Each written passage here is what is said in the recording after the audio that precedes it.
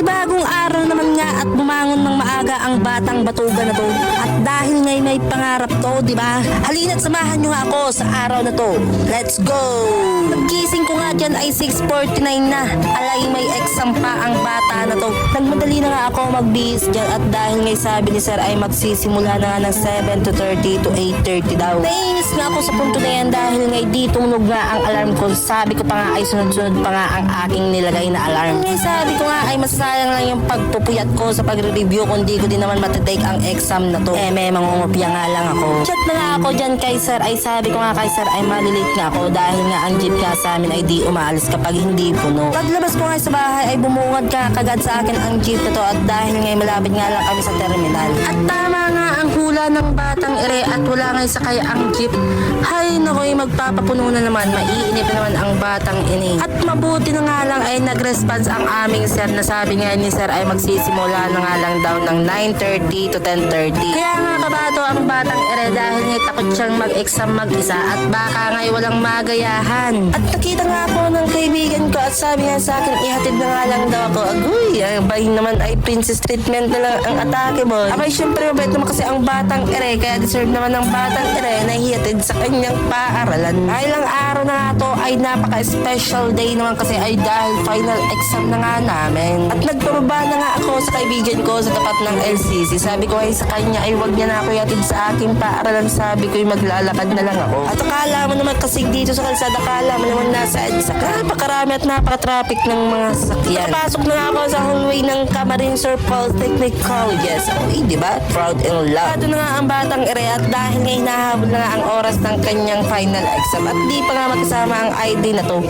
Itapon na kita eh. Kaya ito nga ipataas na nga kami at dahil nga sabi ni sir nasa DevCom Lab na ang room namin. Sak na nga nakarating na ako sa aming room at akala ko ba'y ako lang ang late. Ay marami pa pala di pa nakakapunta sa school. 9:30 daw magsisimula na sabi ni sir at kahit daw wala pa yung iba, magsisimula na kayo mag-exam dahil nga sabi ni sir ay nag-extend na nga daw siya ng oras at wala pa yung iba. Bigay na nga ng attendance dyan si sir at sabi nga ni sir ay maglagay daw ng 5 points yung mga naaga.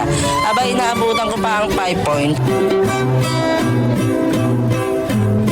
Ayun na nga nabigay na nga sir ng coverage ng exam. Ang sabi nga sir ay identification and true or false nga lang daw ang aming exam. Abay kahit identification o true or false pa yan, manggagaya pa rin ang batang ere. Wala kang magagawa dyan sir. Abay syempre joke lang yung sir. Abay nag-review naman ang batang ere kaya nga excited to dito sa final exam. In a few minutes nga magsisimula na nga ang exam namin. Ang sabi nga dyan ni sir ay wala ng test paper. Ang sabi ni sir ay bibigyan niya na lang daw ang link at nasa cellphone kami mag-e-exam. Yun ay natapos na nga rin ang exam namin.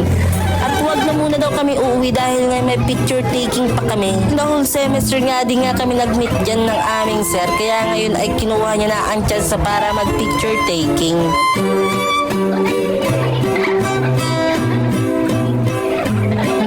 At syempre ginawa na nga rin namin ang chance na to na magkaroon ng picture taking with Sir Fulton and with my circle of friends.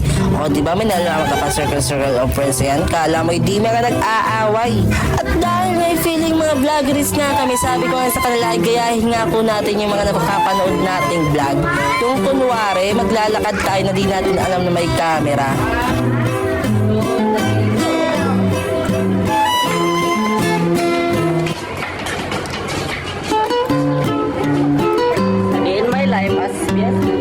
Diba? Kala mo di namin kaya yun. Kami to. Punta na nga kami sa kantin dyan at kami ay nagugutom at nauuhaw na. Dahil nga busog naman ang batang ere ay bumili na nga lang siya ng palamig dahil nga sa napakainit na panahon ay napapahana nga ako at tuyo-tuyo na ang aking lalamunan. After nga namin sa kantin ay palabas na nga kami sa campus dahil ngayon kami ay magpapaalam na. Balak nga sana namin magtambay muna bago kami magsiuwian dahil ang aga pa. Kaso kailangan na daw umuwi ng isa. Bye!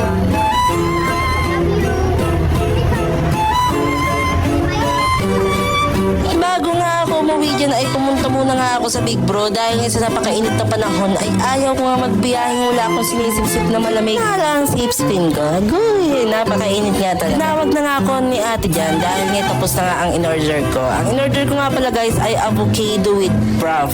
Ito talaga yung mga paborito ko kapag bumibili ko ng mga ganito. Yung avocado with prof. Minsan naman yung matcha milk tea. Ayan talaga yung mga gusto ko, yung mga ganitong flavor. Siyempre, may lesson for today tayo dito. Ang lesson for today ay huwag magpapalate pag-exam para may magiyahan ka. Cheers! At dito nagtatapos ang A Day in My Life. Bye-bye!